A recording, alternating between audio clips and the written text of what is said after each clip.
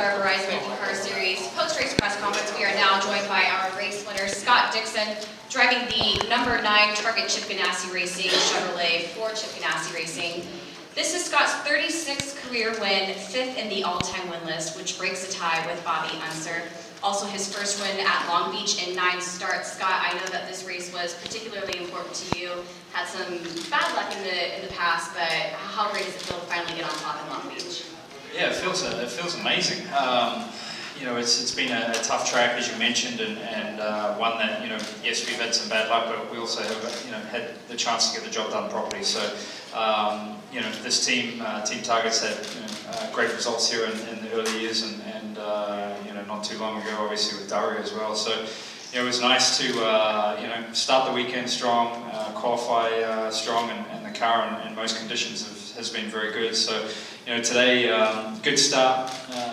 You know, one sort of crowded me a bit on the left, which, you know, sort of gave me an opening to go around the outside of him into turn 1, which was definitely the key there. And the first pit stop exchange with TK and Elio obviously opened up the position for me to try and you know, pass Elio in the pits. So probably need to buy TK a beer. You know, obviously he didn't do it on purpose, but you know, that's the way it happens, and it definitely helped out the scenario with our race. So I think the 3 and our car were very close as far as, you know, speed-wise. You know, the gaps were kind of open and closed, just depending on kind of what fuel mileage you were chasing and different scenarios, and trying to, you know, breathe a bit to try and get some clean air.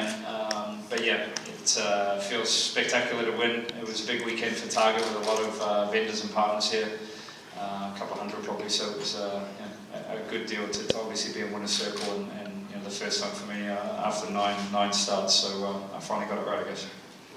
As you mentioned, another win for Target. This is the 110th win for the Target race program across many series.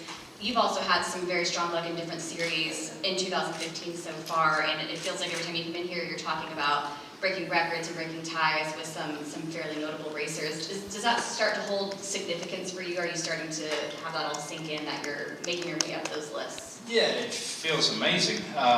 You know, to even be on a list with a lot of those names, and you know, it's a real privilege.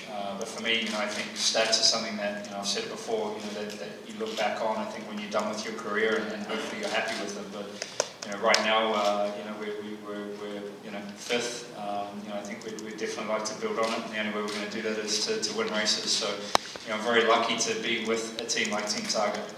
All but one winner's been with this team, so a huge and a lot of credit goes to them as a team for enabling you know, me to take it to winner's circle a lot of the time. So yeah, just thankful for the position I'm in.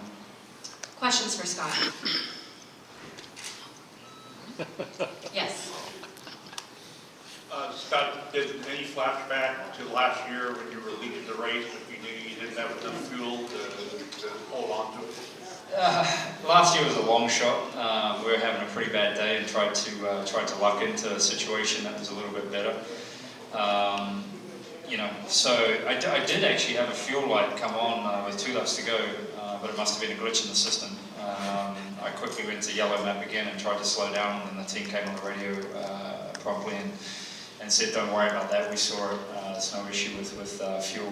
You're good to go to the end." So, you know, same as you know, Mid Ohio last year. Once we got the lead and you know, knew we could maintain the gap. You know, I didn't burn fuel. I just kept saving fuel, because, you know, that's, you're gonna look like a complete idiot if you run out with a lap to go. So yeah, there was not a huge amount of stress on fuel. You know, the Chevy engine was getting great fuel mileage today.